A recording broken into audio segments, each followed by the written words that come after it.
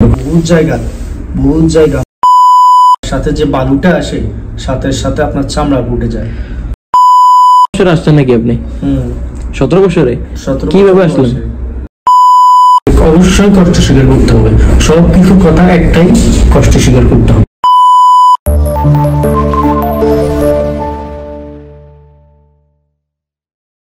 আসসালামু আলাইকুম, hello guys, welcome to my YouTube channel. কেমন আছেন সবাই? আশা করি সবাই ভালো আছেন। আজকে আমরা এক প্রবাসীর ভাইয়ের মুখ থেকে শুনবো যে ওনার প্রবাস জীবনটা কেমন কাটতেছে, বা প্রথম থেকে এই পর্যন্ত কেমন যাইতেছে বা কেমন গেছে। তো আমরা সবাই শুনবো, সবাই সাথে থাকবেন।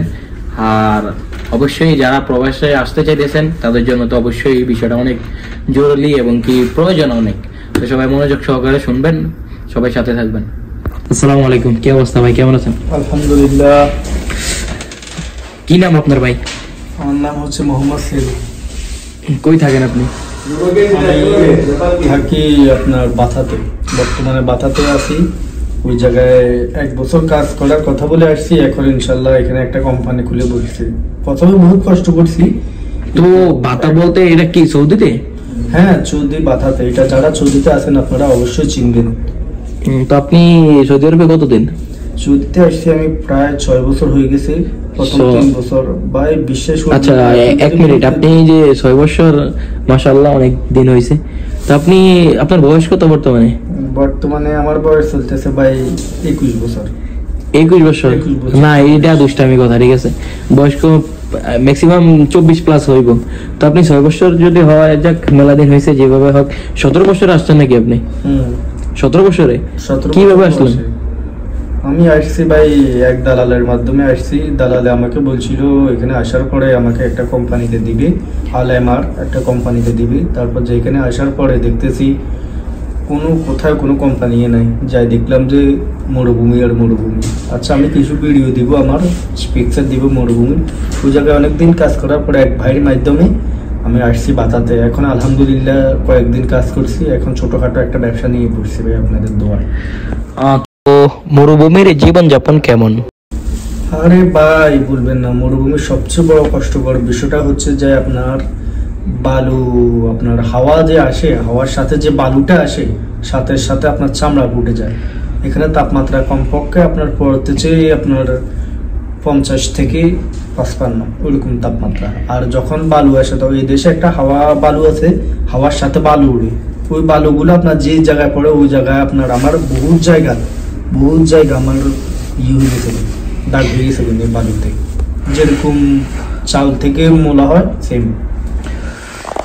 যাই হোক, যারা মরুভূমি মাঝরায় আছে তারা অনেকটা কষ্ট করে, হয়তো আমরা শুনি এতটুকু, কিন্তু ওনাদের যে কষ্টটা হয় এইটা তো আর আমরা অনুভব করতে পারি না। অনুভব করে ওনাদের যে কষ্ট, এটা তো আর সম্ভব না যে আমরা বোঝার জন্য, হয়তো শুনি এতটুকু। তো সবার জন্য দোয়া রইল। এখন কি অবস্থা আছেন আপনি? আছি আলহামদুলিল্লাহ। এখন আমার আমের আছে, আপনি জানেন মনে হয়, আমার এখন আমাদের আছে 3 জন। ইনশাল্লাহ দেখতেছি আমি আরো কিছু লোক নিয়োগ দিব। তো ব্যবসার উপর নির্ভর করে আর কি। এখনো ব্যবসাটা ছোট, ইনশাল্লাহ আপনাদের দোয়া যদি ব্যবসাটা আর একটু বড় হয় তাহলে এখানে আমি আরো কিছু লোক নিয়োগ দেওয়ার চিন্তা ভাবনা করতেছি। আর ব্যবসাটা হলো ছোটখাটো, ওই রাস্তার মাঝে কম্বল টম্বল বিক্রি করে, এরপরে দেয় হজের ডুমা টুমা বিক্রি করে, ওইগুলাই আমার ওরা বিক্রি করে। আমি এটার একটা অফিস খুলছি ছোটখাটো ভাবে। ইনশাল্লাহ আপনারা দোয়া করলে সামনে আরো অনেক বড় করার প্ল্যান আছে, শুধু আপনাদের দোয়াই চাই। তো যাই হোক, অল্পতে অনেকটা আগে গেছেন, হয়তো প্রবাসী আজকে প্রায় অনেকদিন, তবে বয়স অনুযায়ী অনেকটা ভালো পর্যায়ে আছেন। দোয়া করি, অবশ্যই অনেক কষ্ট করছেন, যে কারণে হয়তো এই স্থানে আল্লাহ আপনাদের পৌঁছায় দিছে। তো ভাই, আমি যা শুনলাম অনেক কষ্ট করছেন, আমার কাছে খারাপ লাগলো।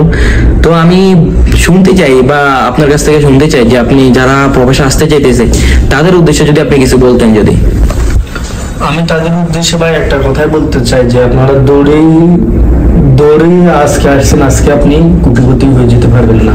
অবশ্যই আপনাকে কষ্ট স্বীকার করতে হবে, এটা সবাই বলে। আর আপনারা বললে হবে না, এটা বাস্তবে করে দেখাতে হবে। আমিও বলি, ছোট বলে, বড় বলে, সবাই বলে, কিন্তু এটা বাস্তবে স্বীকার করে প্রয়োজন। অবশ্যই যদি কিছু যেরকম কষ্টটা যত গভীর হয়, সকাল তত দ্রুত আসে। অতএব যদি সফলতা পেতে চান, অবশ্যই কষ্ট স্বীকার করতে হবে। তবে প্রথমত আপনাদেরকে বিদেশে আসতে হবে। বিদেশে আসা ছাড়া দ্বিতীয় কোনো রাস্তা নাই। এরপরে যায় বিদেশে আসার পরে অনেকে ভয় দেখায়, আসার দরকার নেই, আসার দরকার নেই। না আসলেও কিভাবে উন্নত হবে, অবশ্যই আসতে হবে। আসার পরে একটু কষ্ট হবে, তবে ইনশাল্লাহ আশা করি একদিন এই সফলতা পাইবে ইনশাল্লাহ। তো বর্তমানে প্রবাসের অবস্থা কিরকম? যেমন আপনি সৌদি আরবে বলেন বা কাতার বলেন, তারপরে বা ওমান বলেন, মালয়েশিয়া বলেন, মালদ্বীপ বলেন, মানে এই কান্ট্রি যেগুলো আছে, মিডল ইস্টে যেগুলো বলি আমরা আর কি, তো এই কান্ট্রির বর্তমান পরিস্থিতি কিরকম? নাকি এই দেশে না আইসা যদি সাথে আরো কিছু টাকা দিয়ে যদি ইউরোপ যাওয়া যায়, এই বিষয়ে যদি কিছু বলতেন। না, আমি বলবো এটা ভুল। সৌদি আসার পরে আপনার সবচেয়ে বড় আশা পূরণ হবে, আপনার হজ করতে পারবেন, ওটা এক নাম্বার। যার জন্য মানুষ 6 লক্ষ 7 লক্ষ টাকা পর্যন্ত খরচ করে। তো আপনি বিনা পয়সায় আসার পরে 6 লক্ষ 7 লক্ষ টাকা পাচ্ছেন, 6 লক্ষ 7 লক্ষ টাকা ছাড়াই আপনি হজ করতেছেন। তো ওটা ভালো না? ওটা অবশ্যই আলহামদুলিল্লাহ অনেক ভালো। এর পাশাপাশি যদি লাইফ সেটেল করতে পারেন, সৌদি 1 ইউরো আমেরিকার টাকাটা কোনো ব্যাপার না। বর্তমানে যারা সৌদিতে আছে ভালো পজিশনে, ইনশাল্লাহ এতটা খারাপ না। তবে আপনাদেরকে অবশ্যই কষ্ট স্বীকার করতে হবে। সব কিছুর কথা একটাই, কষ্ট স্বীকার করতে হবে। কষ্ট স্বীকার করে ইনশাল্লাহ আশা করি সফলতা দেখা পাবে। তো ভাইয়ের বাসা বাংলাদেশে কোন জায়গায়? বাংলাদেশে ভাই নোয়াখালী সরাইমুড়িতে আমার বাসা। যাক, ভালো। তো ভাই আপনার জীবন গল্প শর্টকাটে বলার জন্য অনেকটা ধন্যবাদ। ধন্যবাদ ভাই, আপনাকেও ধন্যবাদ। আপনি আমার জীবন অন্তর শোনার জন্য আপনাকে অনেক ধন্যবাদ। তো ভালো থাকবেন, আসসালামু আলাইকুম। তো সবাই এতক্ষণ তো অবশ্যই শুনলেন, আশা করি সবাই বুঝবেনও। তো যা করবেন সবাই অবশ্যই ভেবে চিন্তে, ভালোভাবে চিন্তা ভাবনা করে যা করার করবেন। তো শেষ পর্যন্ত থাকার জন্য ধন্যবাদ। সবাই ভালো থাকবেন, সুস্থ থাকবেন। দেখা হচ্ছে নতুন এক ভিডিওতে। আসসালামু আলাইকুম।